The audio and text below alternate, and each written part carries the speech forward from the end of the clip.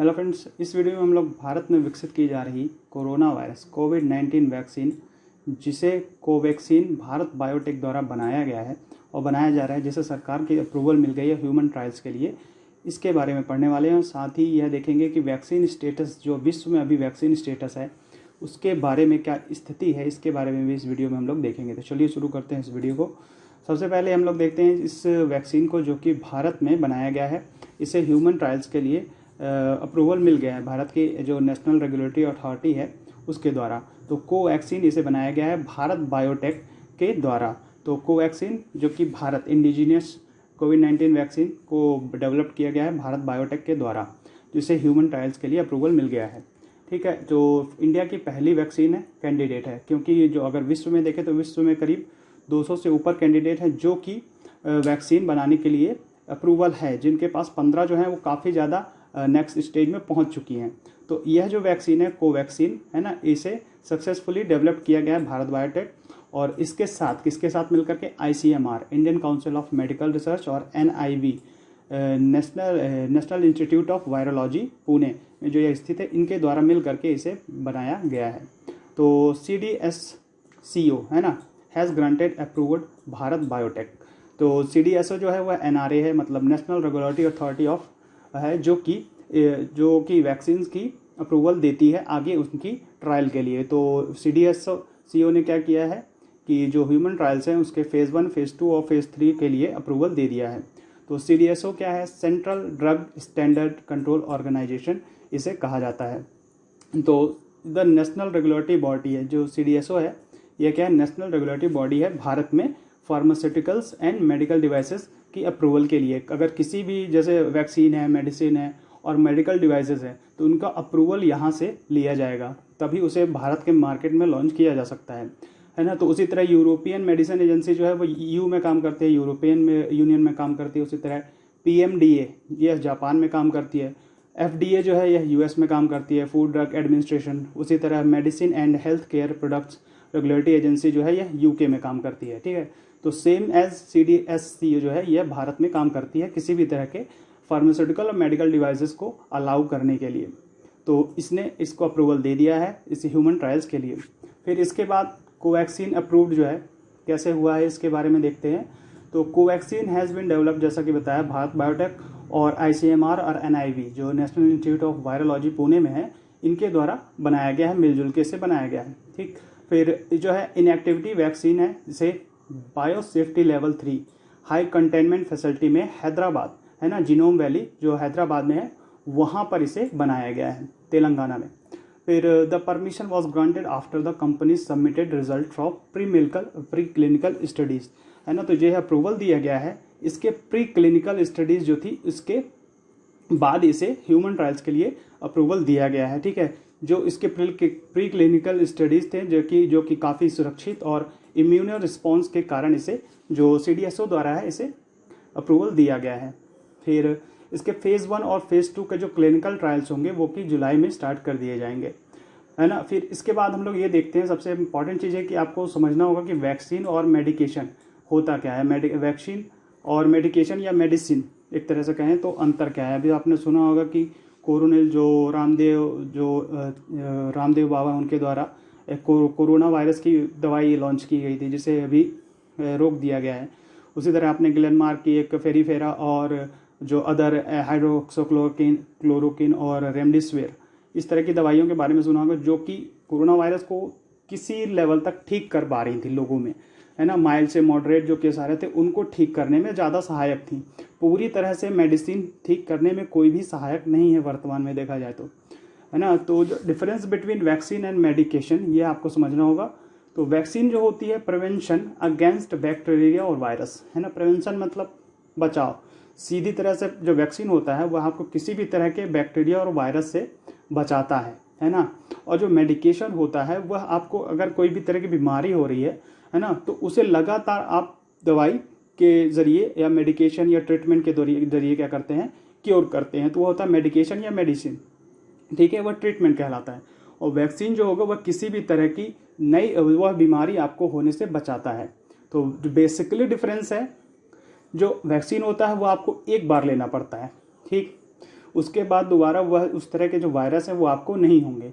लेकिन जो ट्रीटमेंट होता है वह आपको क्या होता है कि एक समय अंतराल पर आपको दवाइयाँ लेनी ही पड़ती हैं, ठीक है। तो वह ट्रीटमेंट और वैक्सीन में डिफरेंस होता है, ठीक।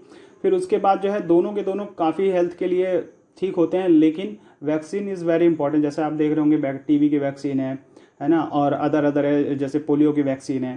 तो इस तरह की वैक्सीन होती हैं जो एक बार आप ले लेते हैं तो दोबारा उस तरह की चीज़ें आपको नहीं होती हैं, ठीक। तो ये होता है difference between vaccine and medication या मेडिसिन्स।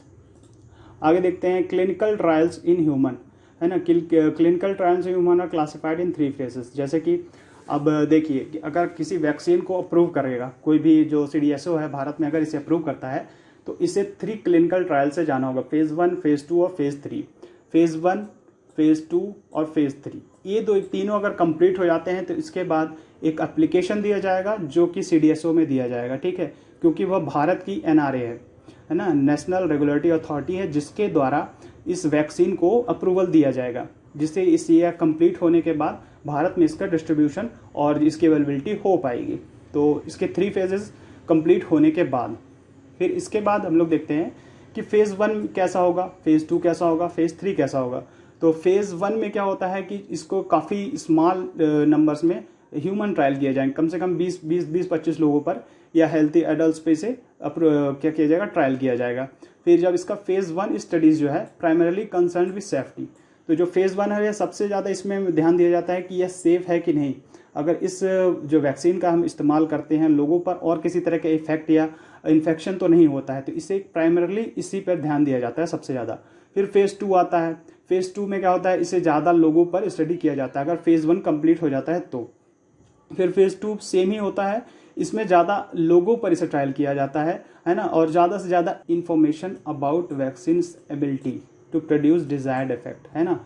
तो इसमें यह ध्यान दिया जाता है कि जिस लिए इस वैक्सीन को बनाया जा रहा है वह बेसिकली इसके लिए कार्य कर पा रही है या नहीं, है ना। फेज़ 2 में यह होता है। फिर फेज़ 3 जो होता है, phase 3 trials are required fully assess the protective efficiency, है ना, सुरक्षा की क्षमता जो है इस वैक्सीन की, फेज़ 3 में इसका ट्रायल किया जाता है। Phase 3 clinical trials pivotal study decision on whether to grant license और इज बेस्ड। तो फेज़ 3 ही एक ऐसा जो फेज़ 3 ट्रायल जो है इसी के आधार पर जो होता है किसी भी वैक्सीन को लाइसेंस देना है, यह आधारित होता है कि यह जो है इसकी जो स्टडीज़ हैं वह उसके आधार पर इसे लाइसेंस देने की कार्य करता है।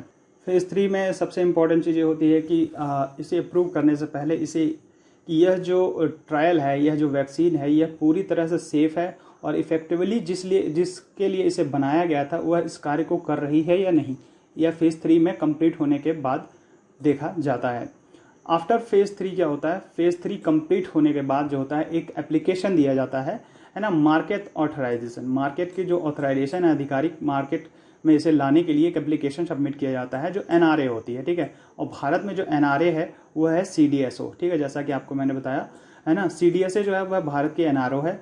तो इसे एक एप्लीकेशन दिया जाता है under director general of health service. फिर इसके बाद ministry of health and family welfare, the NRA will give the approval for vaccine to commercially available in the particular country. तो इसके द्वारा फिर फेज़ 3 के बाद इसे अप्रूवल दे दिया जाता है कि यह मार्केट में अवेलेबल हो पाएगी कि नहीं। फेज़ 3 कंप्लीट होने के बाद फिर world status in vaccine program अभी क्या चल रहा है। देखिए जैसे कि 3 फेज़ होते हैं, तो अभी एस्ट्राजेनेक की जो एक एस्ट्राजेनेक है ना, इज़ द वर्ल्ड लीडिंग कोविड-19 वैक्सीन कैंडिडेट।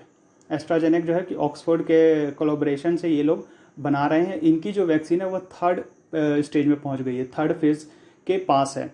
तो इसकी वैक्सीन को जो है सबसे ज़्यादा अभी देखा जा रहा है कि ये सबसे आगे है, सबसे ज़्यादा। अगर कोई भी वैक्सीन अभी तक 3rd स्टेज में पहुंच गई है, और कहा जाता है कि अगर जो वैक्सीन 3rd स्टेज तक पहुंच गई है तो 80% अराउंड वो आराम से उनकी वैक्सीन बन सकती है, ठीक है। लेकिन जब तक यह कम्प्लीटली अप्रूवल नहीं मिल जाएगा तब तक यह स्थिति अभी बनी होगी। तो WHO जो है वर्ल्ड हेल्थ ऑर्गेनाइजेशन, उसके द्वारा कहा गया है कि करीब 200 कोविड-19 वैक्सीन के कैंडिडेट हैं, जिनके द्वारा 15 जो है वह इंटर क्लिनिकल ट्रायल्स, है ना, जो 15 हैं उनमें से करीब क्लिनिकल ट्रायल्स में इंटर कर गई हैं। ह्यूमन बेस्ड क्लिनिकल ट्रायल्स जो है उनमें 15 जो है वह इंटर कर गई हैं। उसमें से जो एस्ट्राजेनेका है वह 3rd स्टेज पर पहुंच चुकी है। ठीक है, फाइनल स्टेज है, जो 3rd स्टेज होता है वह फाइनल स्टेज होता है। और फिर इसके बाद इसे यूनिवर्सिटी ऑफ ऑक्सफोर्ड जो यूके में है उसके द्वारा बनाया गया है। ठीक है, फिर यूएस फर्म जो है मॉडर्ना वैक्सीन, यह भी अब फेज़ 3 में पहुंच गई है। जो एस्ट्राजेनेका वो फेज़ 3 में काम कर रही है और जो यूएस की फर्म है मॉडर्ना वह 3रे स्टेज पर पहुंच चुकी है। और जैसा कि आपको बता रहे हैं कि जो कोवैक्सीन है जो भारत बायोटेक द्वारा बनाया जा रहा है इसे, यह अभी जुलाई में यह क्या करेगी, अभी इसके फेज़ 1, फेज़ 2, फेज़ 3 के ट्रायल शुरू होंगे। ठीक है, तो एस्ट्राजेनेका 3rd स्टेज पे है, US firm Moderna 2nd stage पार कर चुके हैं, 3rd स्टेज इसके जो होंगे जुलाई से शुरू हो जाएंगे। तो WHO के द्वारा बताया गया है। ठीक है, फिर यहाँ पर आप देख पा रहे हैं ये अलग अलग तरह, यहाँ पर यूनिवर्सिटी ऑफ ऑक्सफोर्ड के द्वारा फेज़ 2, फेज़ 3 पर पहुँच चुकी है और मॉडर्ना जो है यह फेज़ 2 कंप्लीट करके यह जुलाई में फेज़ 3 के स्टार्ट कर देगी काम। इस तरह पिफिजर बायोटेक जो है यह फेज़ 1, फेज़ 2 पे काम कर, इसी तरह अलग अलग स्टेज पर अलग अलग देशों की जो संस्थाएं हैं यह काम कर रही हैं। ठीक है, तो यहाँ पर आप देख पा रहे होंगे। तो भारत की जो यह वैक्सीन है आगे किस तरह इसमें कार्य किया जा सकता है, इसके बारे में आपको इन्फॉर्मेशन अपडेट करते जाएंगे। तो यही खत्म करते हैं। वीडियो आपको कैसा लगा कमेंट बॉक्स में लिख करके बताइएगा। चैनल को सब्सक्राइब, लाइक और ज़्यादा से ज़्यादा वीडियो को शेयर कीजिएगा। जय हिंद, जय भारत।